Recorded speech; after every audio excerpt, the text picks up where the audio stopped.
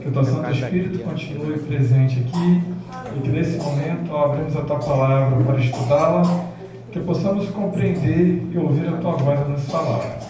É em nome de Jesus que eu peço e agradeço por essas bênçãos. Amém.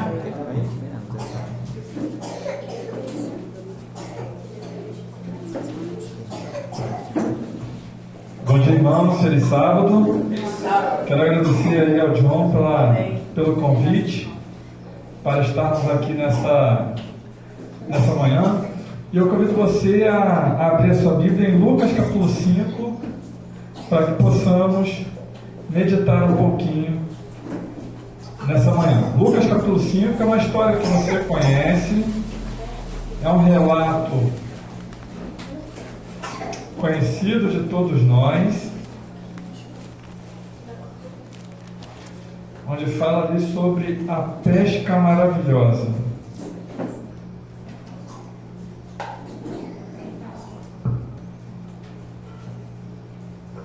Amém? Ou alguém ainda está pedindo misericórdia?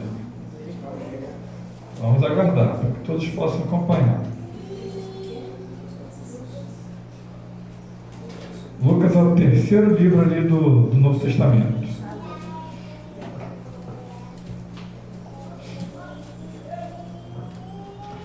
Acompanhe comigo a partir aí do verso 1. Aconteceu que, ao apertá-la a multidão para ouvir a palavra de Deus, estava ele junto ao lago de Genezaré, e viu 2 barcos junto à praia do lago, mas os pescadores, havendo desembarcado, lavavam as redes. Entrando em um dos barcos, que era o de Simão, pediu-lhe que o afastasse um pouco da praia, e assentando-se, ensinava do barco as multidões. Quando acabou de falar, disse a Simão: faze-te ao largo e lançai as vossas redes para pescar. Respondeu-lhe Simão: mestre, havendo trabalhado toda a noite, nada apanhamos, mas sob a tua palavra lançarei as redes. Verso 6. Isto fazendo, apanharam grande quantidade de peixes, e rompiam-se-lhe as redes. E então fizeram sinais aos companheiros do outro barco, para que fossem ajudá-los. E foram, e encheram ambos os barcos, a ponto de quase irem a pique. Vendo isto, Simão Pedro prostrou-se aos pés de Jesus, dizendo: Senhor, retira-te de mim, porque sou pecador. Pois, à vista da pesca que fizeram, a admiração se apoderou dele e de todos os seus companheiros, bem como de Tiago e João, filhos de Zebedeu, que eram seus sócios. Disse Jesus a Simão: não temas, doravante serás pescador de homens. E arrastando eles os barcos sobre a praia, deixando tudo, o seguiram. A gente consegue ver aqui, apesar até do autor, de Lucas e os evangelhos, relatarem, realmente trazerem ali como título, da pesca maravilhosa, mas além dessa situação ali realmente da pesca em si, a gente vê aqui o chamado de Jesus para aqueles homens, para que eles pudessem se tornar discípulos, e se tornarem ali grandes missionários para pregar do amor de Deus para as pessoas. Quando a gente olha para a Bíblia, a gente percebe que ao longo da história, Deus tem chamado pessoas o tempo todo para poder cumprir a sua missão. E esse relato aqui, como eu comentei, ele mostra assim a situação de um milagre, que aqueles homens pescaram a noite toda e nada conseguiram, e ao Jesus entrar ali em cena, eles conseguiram pescar a ponto do barco, dos 2 barcos, na verdade, quase irem a pique, quase afundarem. Mas aqui também tem um relato, como a gente leu aí no verso 10, que Jesus estava chamando aqueles homens também para serem o quê? Pescador de homens. E aí, quando eu li esse relato, eu fiquei pensando um pouco que Jesus, ele chama pessoas que estão o quê? Ocupadas. Já tinha parado para pensar nisso? Eles estavam ali, eles eram pescadores por profissão, e eles estavam ali envolvidos em sua atividade laboral. Passaram a noite toda pescando. E a gente às vezes fica pensando, né, que a gente está ocupado demais para poder se envolver com as coisas da igreja, se envolver com o trabalho de Deus. Eles passaram a noite acordados. Certamente eu fico pensando, né, que eles estavam ali cansados, frustrados diante daquela pescaria ruim que atravessou toda a noite, mas eles responderam positivamente ao Senhor. E se a gente for parar para pensar, né, na história bíblica e no relato, né, que a Bíblia traz para a gente percebe que Deus, ao longo da história, chamou pessoas que estavam ali ocupadas. Para pensar, por exemplo, Moisés, né, quando ele recebeu lá o chamado, lá no meio do deserto, que ele viu a sarça queimando, o que ele estava fazendo? Pastoreando as suas ovelhas lá do seu sogro, né, de Jetro. Davi, quando Samuel foi lá para poder ungir, estava também o quê? Pastoreando, né? Ele era pastor de ovelhas. A gente percebe, né? Quando Samuel pergunta: vamos, acabaram todos os seus filhos? Não, tem mais um, ele é pastor de ovelhas. Então ele estava lá também envolvido, né, em suas atividades laborais. Gideão estava malhando trigo, né, lá no lagar, quando o anjo do Senhor lhe apareceu, chamando então ele para libertar o povo do jugo ali dos midianitas. Eliseu também estava ocupado ali, né, estava ali arando a terra junto com bois e enfim, quando ele foi chamado para ocupar ali o lugar de Elias. Então a gente percebe que pessoas estão trabalhando, pessoas estão envolvidas em suas atividades, mas nesse mesmo momento, enquanto elas estão ali ocupadas, Deus também as chama para tomarem parte no trabalho missionário. A irmã White, no livro Desejado de Todas as Nações, ela traz o seguinte trecho: aquele que chamou os pecadores da Galileia ainda chama pessoas para o seu serviço, e está tão disposto a manifestar o seu poder por nosso intermédio, como o fez por meio dos primeiros discípulos.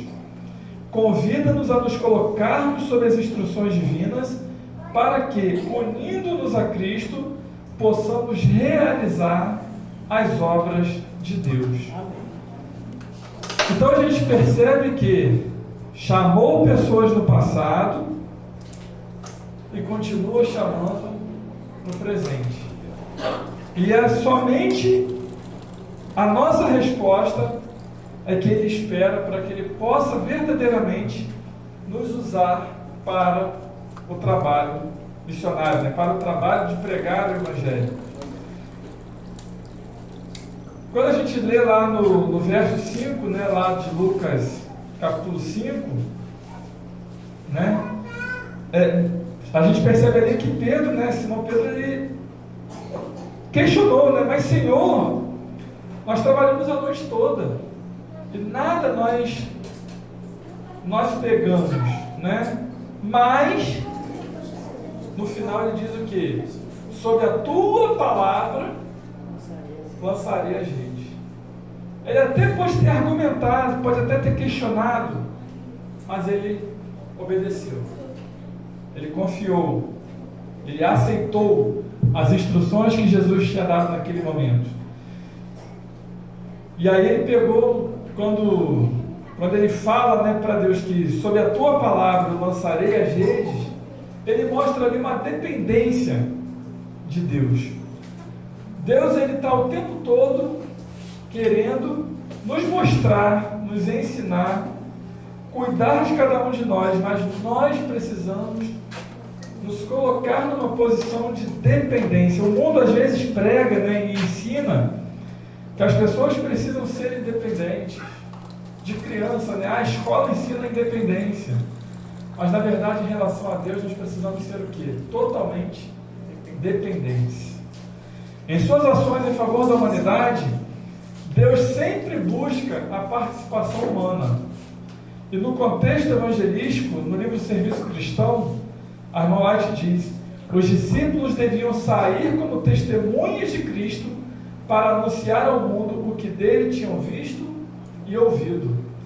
Eles deviam ser colaboradores de Deus na salvação da humanidade.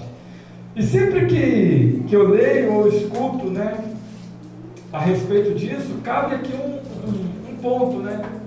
Não é que Deus precisa do nosso trabalho, da nossa atuação, de forma alguma. Deus não precisa disso. Mas Ele conta conosco e para nós é um privilégio poder atuar no trabalho e na causa de Deus. Como eu comentei, né, no passado e ainda hoje, Deus está insistindo, está chamando pessoas para que possam participar do trabalho de pregação do Evangelho. O livro de Êxodo traz ali o relato da vida de Moisés, né? E quando Deus chamou Moisés para libertar o povo do Egito, né, Moisés, depois de questionar a Deus quanto ao seu chamado, lá em Êxodo capítulo 4, verso 20, também é dito que ele tomou a sua esposa, tomou os seus filhos, fez com que montassem um jumento e voltou então para a terra do Egito. E Moisés levava na mão o bordão de Deus. Qual tem sido a nossa resposta quando Deus nos chama? A irmã Mate, ainda no livro Patriarcas e Profetas, ela diz o seguinte: quando a ordem divina foi dada a Moisés, ele estava sem confiança em si mesmo, com dificuldades de expressão e sentia-se temeroso. Sentia-se vencido pelo senso de sua incapacidade de ser o porta-voz de Deus para Israel. No entanto, depois que aceitou a tarefa, ele se dedicou de todo o coração, depositando total confiança no Senhor. Deus abençoou a pronta obediência de Moisés e ele se tornou eloquente, confiante, calmo e devidamente preparado para a maior obra já confiada a um ser humano. Isso é um exemplo do que Deus faz para fortalecer o caráter daqueles que confiam plenamente nele e cumprem suas ordens sem reservas. É aquela velha máxima, né, que a gente escuta, né? Mas Senhor, eu não estou preparado, eu ainda não estou pronto, não sou capacitado. Mas a gente escuta muito, né, que Deus ele não escolhe os capacitados, mas ele capacita os escolhidos. E é uma verdade. É verdade sim, que por vezes a gente vê pessoas capacitadas, envolvidas e também são chamadas por Deus. Mas quando a gente não se sente preparado como Moisés não se sentia, Deus dá o preparo. Amém. Deus dá a capacitação. Um outro exemplo, né, que eu lembro muito, né, da pessoa que se foi chamada e respondeu prontamente, é de Isaías. Isaías também teve um chamado e rapidamente ele falou o quê? Eis-me aqui, envia-me a mim. Não sei para onde, não sei para falar com quem, não sei, mas me envia. Seguir a Jesus completamente mostra, né, que a nossa dependência de Deus. E aí lá em Marcos capítulo 8, verso 34, eu convido você a voltar umas páginas aí na sua Bíblia, lá no Evangelho de Marcos, no capítulo 8, no verso 34, Jesus ali então tem um chamado, né, para os seus discípulos. Marcos capítulo 8, verso 34, a partir do verso 34, na verdade, que diz o seguinte, né? Então, convocando a multidão e juntamente os seus discípulos, disse-lhes: se alguém quer vir após mim, a si mesmo se negue, tome a sua cruz e siga-me. E quem quiser, pois, salvar a sua vida, perdê-la-á. E quem perder a vida por causa de mim e do Evangelho, salvá-la-á. Que aproveita o homem ganhar o mundo inteiro e perder a sua alma? Que daria um homem em troca de sua alma?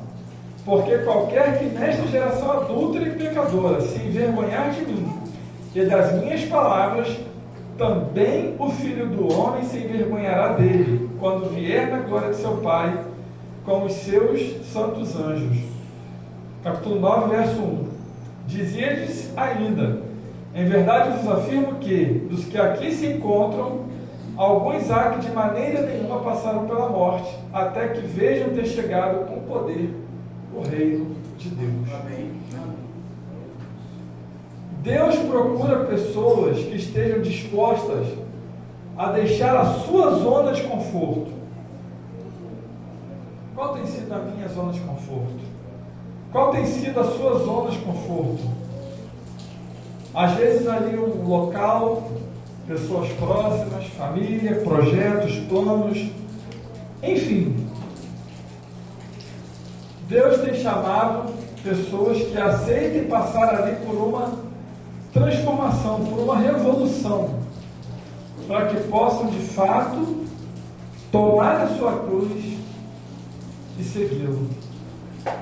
Muitas pessoas, e isso é uma realidade inclusive em nossos dias, né, por conta às vezes de questões pessoais, carreira profissional, acadêmica, propriedades, riquezas, enfim, em função de uma chamada estabilidade, optam por não seguir a Cristo.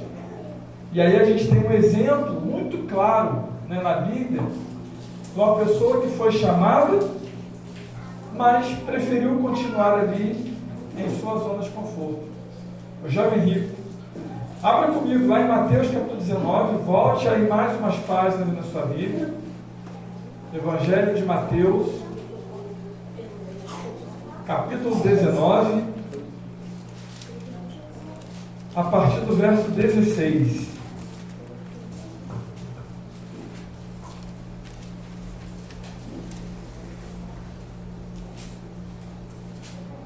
Mateus capítulo 19, a partir do verso 16. E diz assim: eis que alguém aproximando-se lhe perguntou: mestre, que farei eu de bom para alcançar a vida eterna? E respondeu-lhe Jesus: por que me perguntas acerca do que é bom? Bom só existe um. Se queres, porém, entrar na vida, guarda os mandamentos.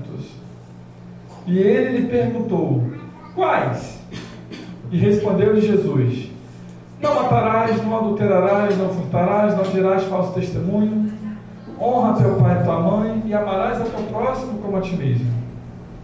Replicou-lhe o jovem: mas tudo isso eu tenho observado. Que me falta ainda?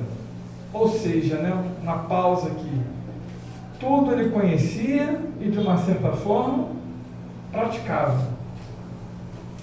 Mas Jesus então lhe disse, verso 21, se queres ser perfeito, vai, vende os teus bens, dá aos pobres e terás um tesouro no céu. Depois, vem e segue-me. Tendo, porém, o jovem ouvido essas palavras, retirou-se triste por ser dono de muitas propriedades. Esse é um exemplo, né, de um jovem, de uma pessoa que preferiu o quê? Seguir ali na sua zona de conforto, preferiu continuar a sua vida ali, ao invés de aceitar ao chamado de Jesus. A irmã Watts, no livro Desejado de Todas as Nações, na página 416, ela diz o seguinte: ele rapidamente percebeu o que as palavras de Cristo abrangiam e ficou triste. Se tivesse compreendido o valor da dádiva oferecida, logo teria se alistado entre os seguidores de Cristo.